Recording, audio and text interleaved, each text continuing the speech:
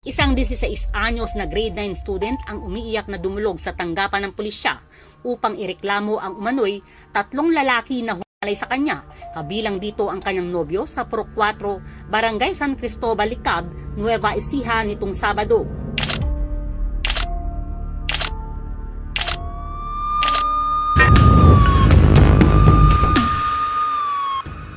Marami ng kaganapan at pagbabago ang nangyayari sa henerasyon natin ngayon at ang kadalasan dito ay patungkol sa mga kababaihang sinasamantala, minamaltrato at sinasalbahe ng mga walang awa at halang na bitukang mga tao.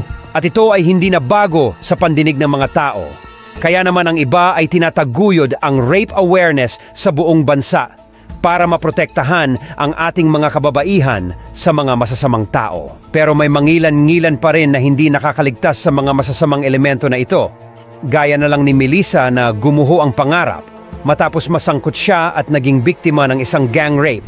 Isang gabi kung saan nagtiwala siya sa kanyang boyfriend at sumama sa isang inuman kasama siyempre ang mga kabarkada ng kanyang kasintahan na hindi lingid sa kanyang kaalaman ay may masama palang balak sa kanya.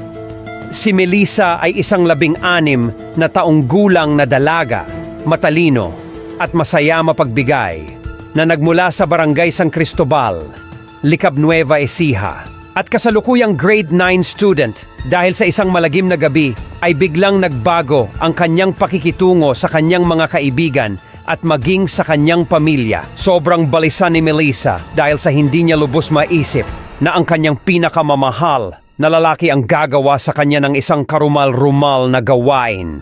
Nagsimula ang pangyayari noong nagkayayaan ng inuman ang magkasintahan na sina Melissa at Nathaniel.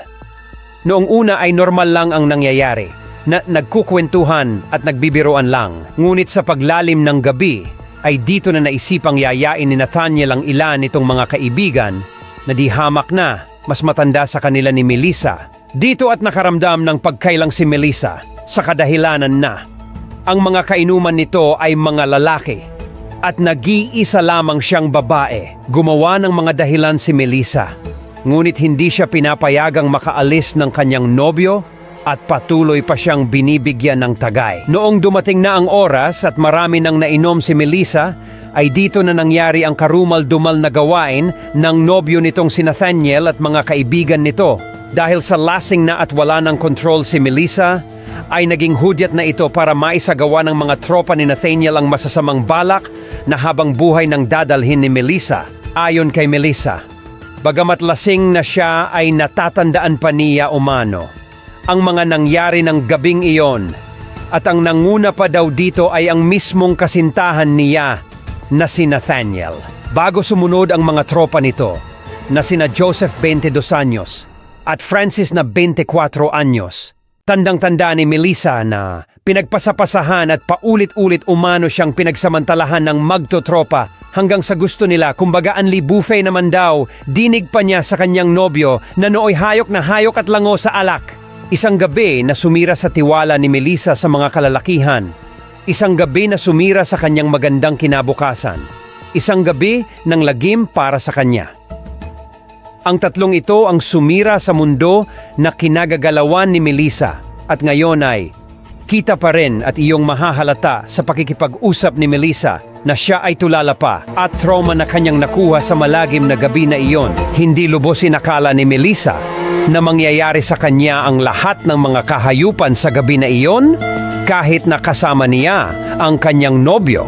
Ay ito pa mismo ang naghatid sa kanya sa kahihiyan at kalungkutan na dinadanas niya ngayon. Dahil dito ay agad na kinasa ng mga otoridad ng Lucos ang operasyon para sa ikadadakip ng mga suspect na sina Nathaniel, Joseph at Francis na agad namang nasuplong ng mga pulis. Ayon sa mga pulis ay naabutan nila ang magtotropa na naghahanda upang tumakas sa kaso na kanilang kinahaharap. Nahaharap ang magkakaibigan na sina Nathaniel, Joseph at Francis sa mabigat na kaso at hindi na nila nakuhang depensahan ang mga sarili lalo na noong nakuha ang semen sample ng mga ito sa ari ni Melissa na lalong nagpatibay sa kaso na kanilang kinahaharap.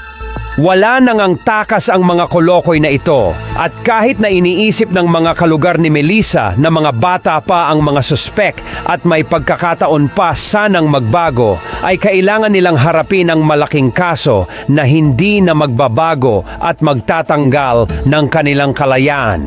Sa kulungan ang siguradong bagsak ng mga ito dahil noong ginawa nila ang krimen, ay mga nasa tamang edad na ang mga ito at wala na silang magagawa. Dahil may kasabihan tayo na kailangan mong harapin lahat ng iyong pananagutan, masama man ito o mabuti. At isa itong kaso ng paggalaw. Habang ongoing ang kaso, si Melissa naman ay nasa recovery stage pa rin at hindi pa rin naaalis ang trauma na nakuha nito. Wala naman ibang paraan para maghilom ang mga sugat nito, kundi hayaan na lang lumipas ang oras.